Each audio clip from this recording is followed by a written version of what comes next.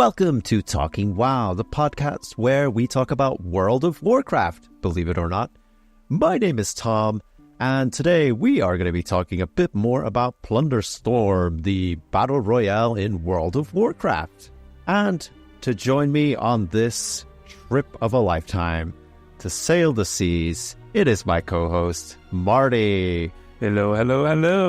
I am here and I'm ready to talk about the future of Plunderstorm, right? Because this is totally going to stick around. Or maybe, yeah. I mean, it's funny, isn't it? Something just comes out and we're already looking to the future. We're already nitpicking. We're pulling it apart. We're saying what could be better, what needs to be done.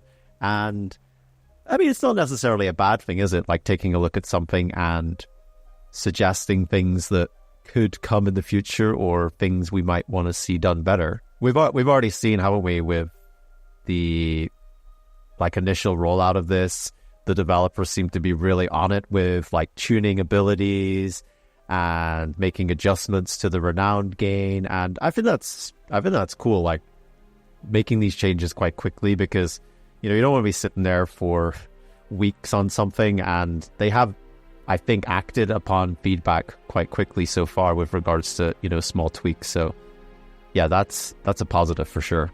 Yeah, and I mean, you can definitely also see that there are a few certain things where you can see that this game mode is built inside, another game. It's inside World of Warcraft. There are some things where you can see that it's probably not completely done, but they just wanted or needed to get it out there to us. So that there are definitely things here and there where you get the sense that, all right, if they had cooked this dish just a month longer, then there would be a few things here and there that would probably work better. But it is here now, and it is fun. I'll admit it. It is fun to play, and but yeah, there definitely are things that could need some tweakings here and there. Yeah, and it's always the way, isn't it? Because this was obviously only tested in-house. We didn't have that public test realm, so they didn't get any initial feedback before the launch of this. But I don't know, there's something fun about that, isn't it? Just all experiencing this together and collectively. I think in some ways when the whole player base is in something like this, collectively you can maybe gauge the things that are, the red flag of oh, look, a lot of people are saying this and this initially, so those are probably the priority things to change. And yeah, so far so good in that regard. But yeah, we thought we would sit down today and talk maybe a little bit about things we would want to see in the future, because like you say, Marty, I think this mode is sticking around. That they haven't been working on this for however long they've been working on it, keeping it a secret just for it to stick around for 6 weeks and never to return. Yeah, 100%.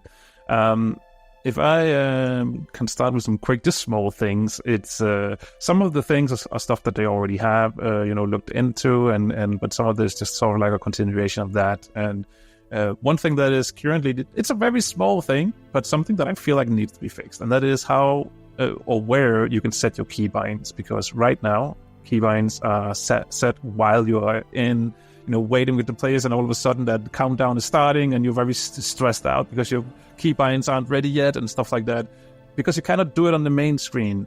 And I really feel like that is something that is fixing. And you can also see that the keybinds also have all the tabs that you usually use inside World of Warcraft. There's a lot of stuff you don't need in this game mode. So just clean all that up and being able to see that on the main screen and fix it there is probably something very much needed. And also just to be able to see a renown, you can only do that while you're in the game. You cannot see that anywhere else. So, small things that just, again, suggest to me that this is very much, something that is not completely developed and done yet. But they wanted to get it out there to get it into our hands. So the developer knows is smelling quick fixes.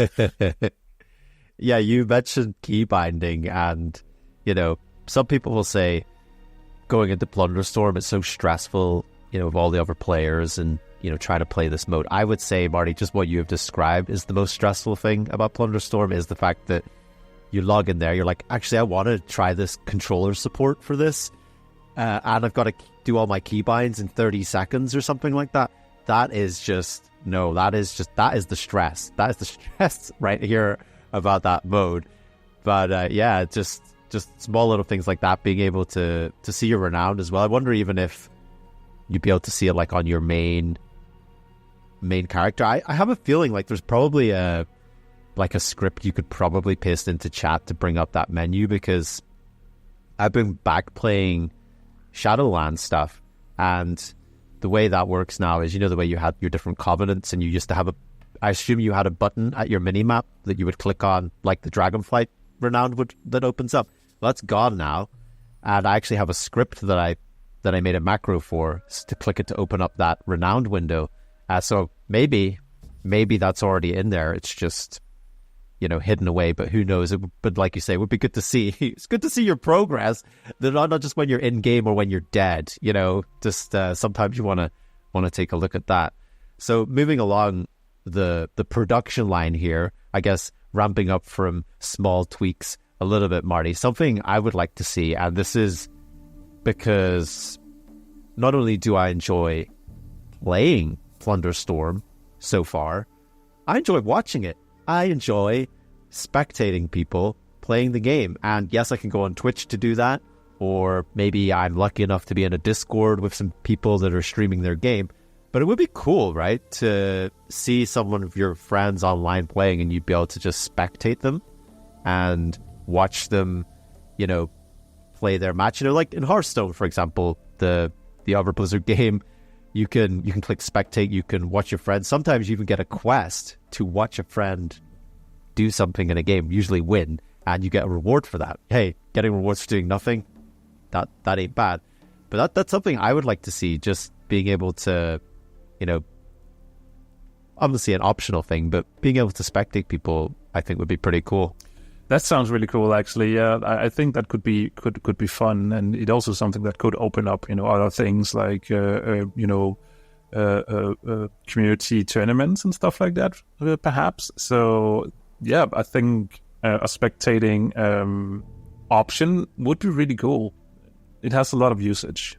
I like that as well. Just you just mentioned it, but like custom lobbies, I suppose, for hosting your own Battle Royale events. And I know, like, obviously we here are part of the Dungeon Dojo community, which runs a lot of fun events. I could just imagine if those tools were available, like, we would be all over that, making some fun events within our own community. And I feel like there's obviously a lot of talk about, are you going to play this after Renowned 40? Are you going to play it at all? Maybe you don't enjoy it, but I don't know. I think if you enjoy it enough that you may even decide to like play it more beyond just getting rewards, because some people do that, Marty, believe it or not. Some people are not always completely motivated by rewards. So I think, yeah, obviously I feel like that's something that would be very much in the future if this mode is going to be sticking around. But I think,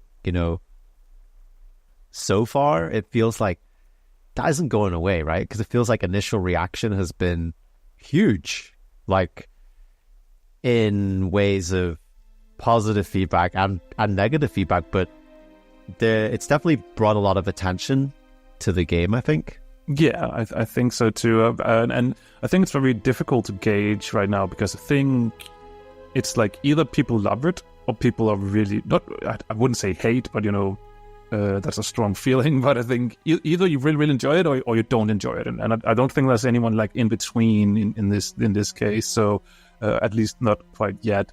But I have spoken to people in both camps. Someone who's like, yeah, this is not for me. I won't probably engage too much with it. Obviously, it's sad for those people because this patch then brought them pretty much nothing. But I have encountered people who are like, hey, I love this. I can totally see myself play this even when I'm at Renowned 40 and I've got all the rewards, just because it's fun and it's quick games. And did I mention it's fun? Yeah. So that might lead into this question for you, Marty. Right now, as of recording, this is being billed as a limited time event.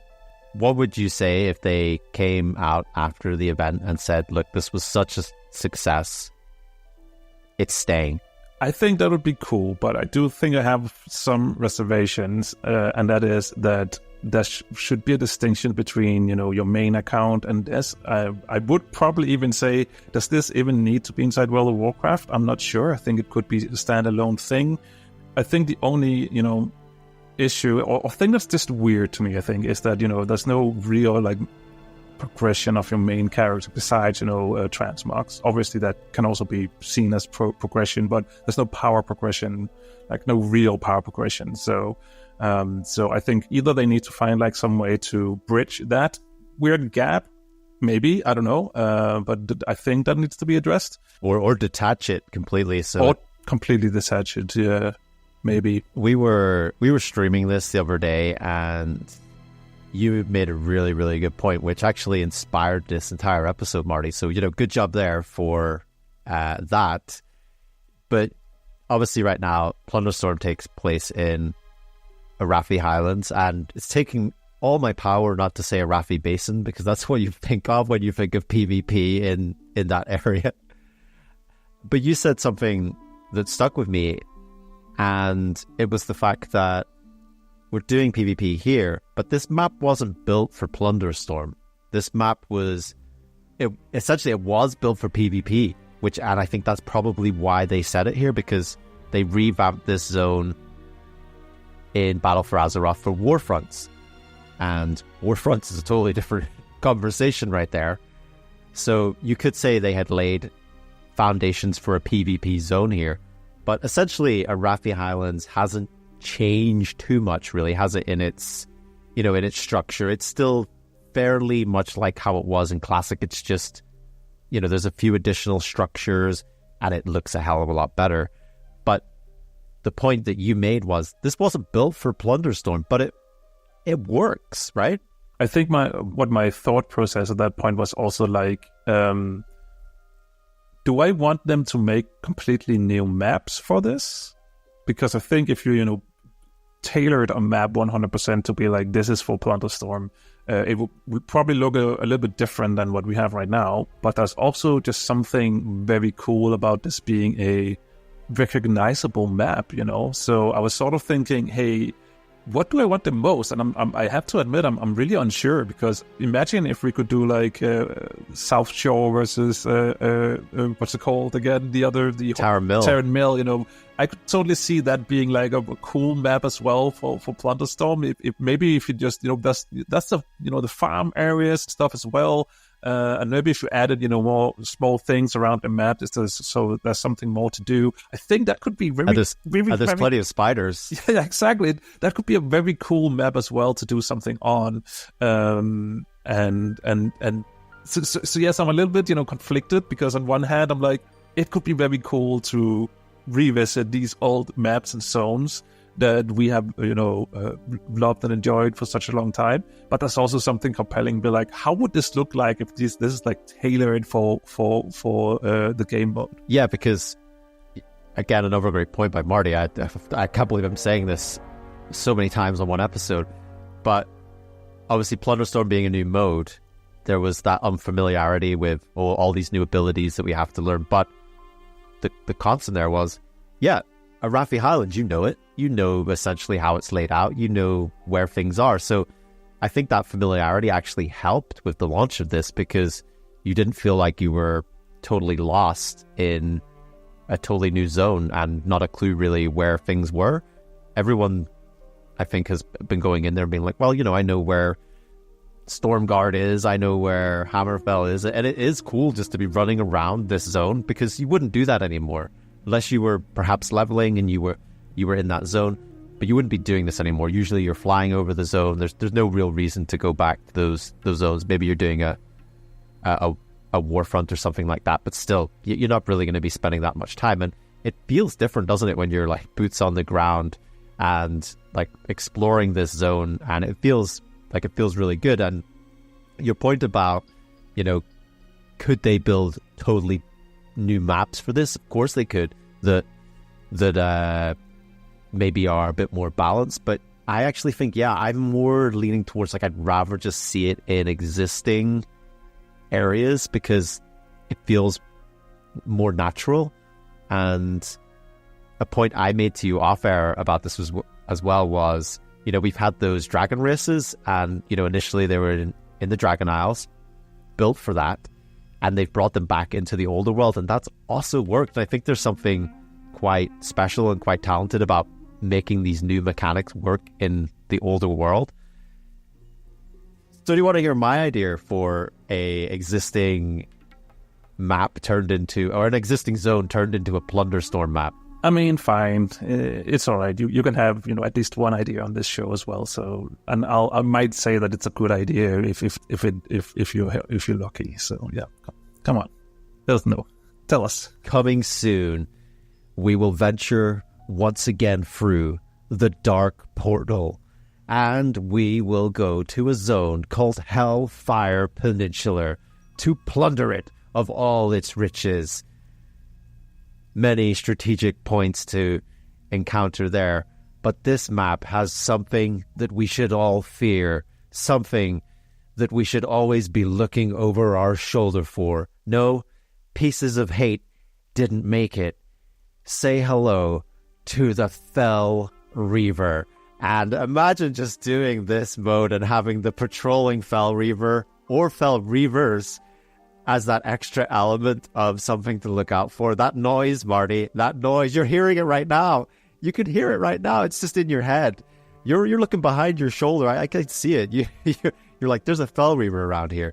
I think, like, just imagine the fact of being able to use, assets like that as well. I mean, I guess it doesn't even have to be in Hellfire Peninsula. Imagine they were just like, hey, we've just replaced pieces of hate this week, and we put Fell Reaver in instead. Actually, it's funny you should mention Hellfire Peninsula, because while you were talking earlier, I was actually thinking about other zones that could be fun, and my brain did pick a few ones. I ended on South Shore versus Turn Mill, but Hellfire Peninsula was actually at the forefront of my mind as well. That could be a fun one as well. I think that could be reused and refurbished for this game mode. Yeah, it's a fun time when something comes out and you can start speculating about where it might go. And obviously, we don't know where it's going to go. It is still early days. This is still billed as a limited time event. Will it make its way into the game permanently or be a standalone? Honestly, to make a prediction, I think it will. It's something you could potentially see as a standalone on maybe Game Pass or something as well. That's something else that people have been predicting, and I could certainly see that, maybe as opposed to World of Warcraft itself. But the controller support has been working fairly well there, as far as I'm aware. I haven't tried it out myself, Marty. I've still been sticking to the mouse and keyboard. I can't seem to pull myself away from that. No, I mean, I have tried it very briefly, but I got away from it again because setting up keybinds just took too long compared to how much time I actually had to it. But one thing I think where I would prefer the mouse is by looking around, scouting and stuff like that, because that can, turning around with a stick on the joypad does take a little bit longer than with a mouse. So I think I will be sticking with my mouse and keyboard as well, but we know that our good friend Sean from Incredible Friend, he actually does play it with controllers, so it is 100% doable. Yeah, it's always great for more accessibility and how you play your games. And I think Plunderstorm has, really been a bit of breath of fresh air with that as well. And you've got the ping system as well, which has made it into there. And I know we're sort of on a bit of a prediction episode, but I think, tipping our cap to reusing assets in this mode, just putting them all together like some sort of amazing Frankenstein. And now we're sitting here with Plunderstorm and, looking to the future of what that might be. But what about you, dear listener out there? You've probably got loads of ideas how to make Plunderstorm better, or maybe you would just rather delete it from existence. You can let us know in the places that you can do that. We're on YouTube. You could leave us a comment and we will read it and see what we think. Or you can find us on social media at Talking WoW. Why not leave us a little message there? Bit of feedback about the episode. We would be very appreciative of that. I've been Tom. I've been Marty. And we've been Talking WoW. Thanks for tuning in, champion. Did you enjoy this episode of Talking WoW? If so, why not drop a review on your podcast catcher of choice, or leave us a comment. You can find Talking WoW on Twitter or YouTube over at Talking WoW. Hope to see you again soon!